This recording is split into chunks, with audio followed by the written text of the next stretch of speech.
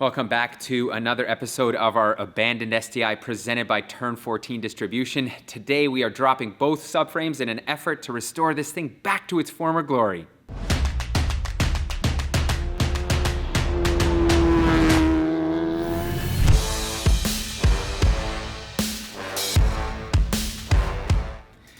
I just can't bear this sight. There is so much rust, so much rust. So today's episode, we are going to be dropping the rear subframe, kind of assessing everything, seeing what needs to go off to powder coating and what doesn't, what we can kind of clean up ourselves. Same thing with the front subframe. We're gonna drop everything there and check it out and make sure that what we need to send off, we will. We're gonna be sending everything to JP over at Stripping Tech. He's gonna do these up, I think in black, DP, right? Yeah, I don't think we're going with any crazy colors here. So I guess without further ado, we're gonna get started. Maybe we do the front end first. That's what I think, because we've already got the motor out of there. It's gonna be the easier job of the two. So let's get started.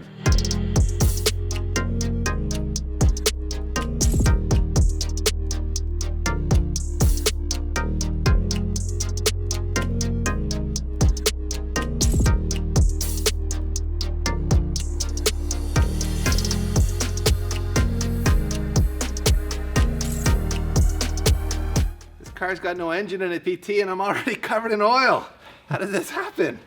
The oil cooler apparently had lots of oil in it, which is the dirtiest, blackest oil I have ever seen. Yeah, it's black. It is filthy, which makes me wonder why this guy's motor blew up, because apparently he wasn't a big fan of doing oil changes. But by the way, these Gorilla Grip gloves that we picked up at SEMA are really impressive. I've been wearing these for months, and they're incredibly durable.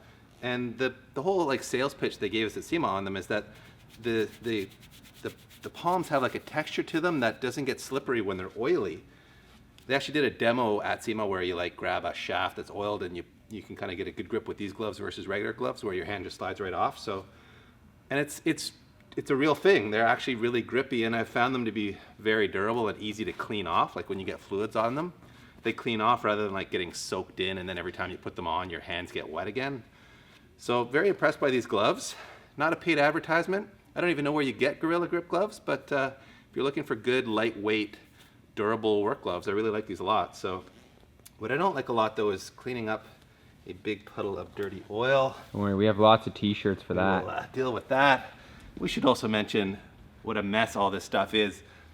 I don't think we really appreciated just how abandoned the abandoned STI was when we adopted her, and this stuff is pretty rough. Like all of the nuts and bolts were so rusty, we had to gun them off with extreme violence. As you can see, all the hardware is really rusty. This what do you call this? Rebar that the intercooler mounts on.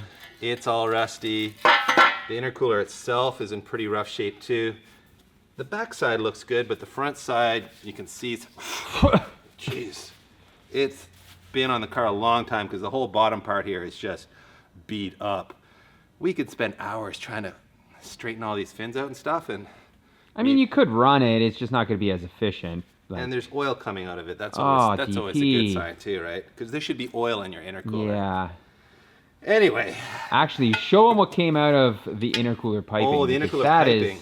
That is like full dirty bong spec. This is like a Shrek swamp water in here. You can see how it left all this water there, but look at this nastiness coming out of here. Oh, that's just from this pipe sitting open with no motor in the car in a parking lot for 6 months, just collecting Hamilton's finest air quality and water. So yeah, man, this car is going to be a fair bit of work to rehabilitate to what we would consider a high enough standard to really enjoy it. And speaking of high standards, Pete, maybe it's now the time for us to kind of tell people what our goal for this car is. Yeah. Should we kind of like set a target? We're thinking, you guys let us know in the comments what you think of this idea, but we're thinking we'd like this car to be as fast or faster than an R35 GTR around our local road course, Toronto Motorsports Park, which I haven't tested a GTR there for quite a long time. I think when they first came out in 2008, I did like a 120 flat. I'm sure they're faster than that now. So whatever, if you have an R35 GTR that you want to lend us to do a lap time in, great. Otherwise, we'll find one, we'll set a lap time, we'll try to beat it with this car. that motor should take us a long way there, but as you can see, there's still a lot of work to do here before it's ready to go and take on that kind of challenge. So I think maybe that's one of our goals with this car anyway, is to be a GTR beater. So why not beat what's arguably the fastest Japanese all-wheel drive car out there? I think it's probably safe to say that. So with the front end all taken apart, it's time to get to the front subframe. And before we drop that, obviously we're going to drop a bunch of the stuff off of it that's connected to it, including the knuckles, which are really rusty, so that we'll take those to JP for powder coating as well. It's not all bad news though. The calipers are actually in really nice shape, so we'll leave those behind.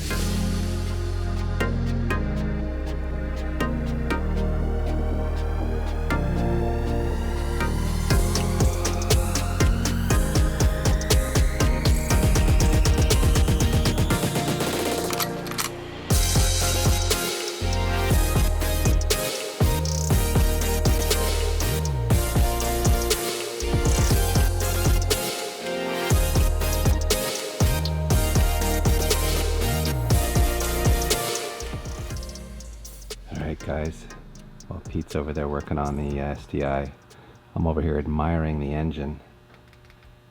The reason for that is, well, I got plans. He doesn't know yet, but I want this thing to be my new daily driver, or at least my summer daily driver, because who doesn't want to drive a 500 horsepower STI in the summer instead of a Tundra? I mean, the Tundra's cool, but come on, 500 horsepower STI summer car? I think that's a pretty good plan. So the tricky part's gonna be to like make Pete think that me driving it as a daily in the summer is his idea. So maybe I'll have to oh, my family doesn't like the truck, and what am I gonna do? And oh, maybe the STI is good for the family because it's a wagon. That might be the angle. So stay tuned as I try to manipulate my way into making that thing my summer daily. This thing is a fighter, PT. We got rust bombs under here. It's a mess. Rust bombs on the bench. But look we've got almost everything done up front. Time to drop pulled, that subframe. I don't know, this might, actually I think it is a white line ball joint, or maybe it's not, because I don't see the yellow rubber usually here, but it has been a full fight with the rust, but we're ready to drop the subframe next, so I think that's going to be the task, and then we'll show you, we'll lay everything out, and you can look at it, assess it, just like we will, and then we'll figure out what we're going to take to powder coating, or what we may need to replace.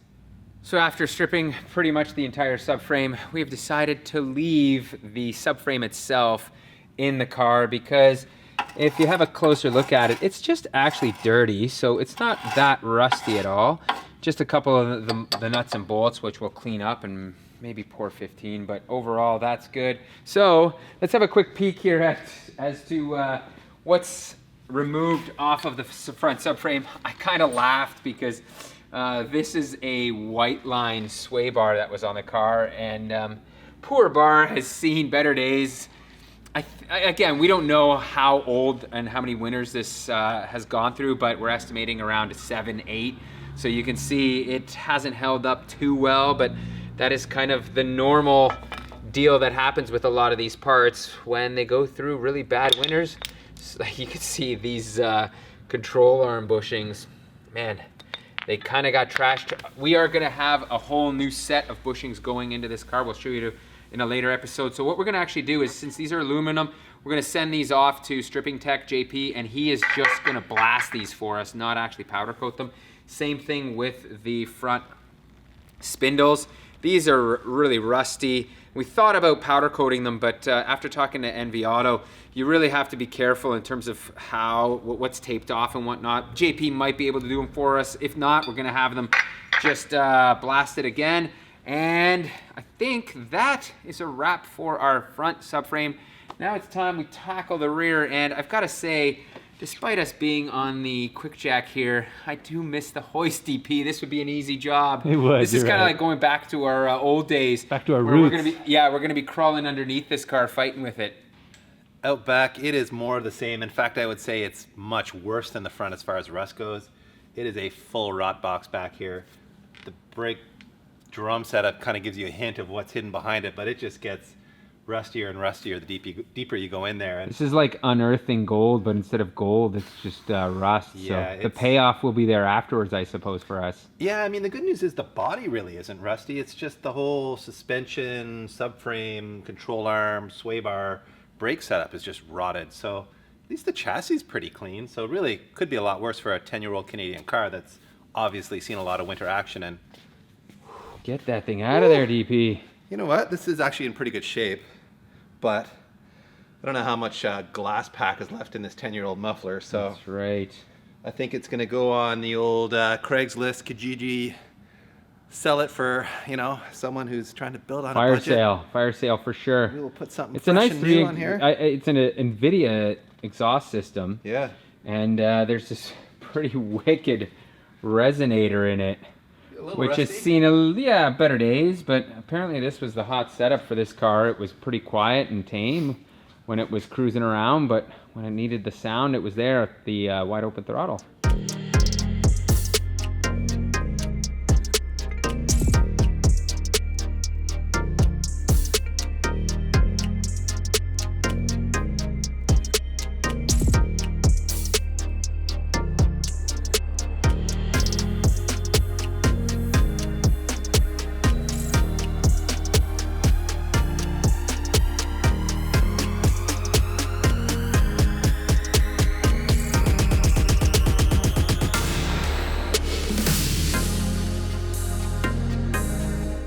You're in a bit of a pickle here, PT. Oh man, it has been a full battle getting this stuff off. Seriously, it's been kind of crazy.